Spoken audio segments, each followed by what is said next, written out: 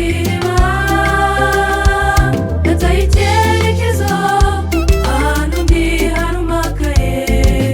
wishe imvura mukiza ubutayu ndashaka kwambuka mfite inyota narenze kw'iriba nataye icyerekezo ahantu ndi harumakaye wishe imvura mukiza ubutaka bukenya imvura ngenye imvura sinagenda oya nta mbaraga mfite reka ntegereze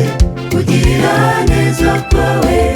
ubutaka bukenya imvura ngenye imvura sinagenda oya nta mbaraga mfite reka ntegereze kugira neza kwawe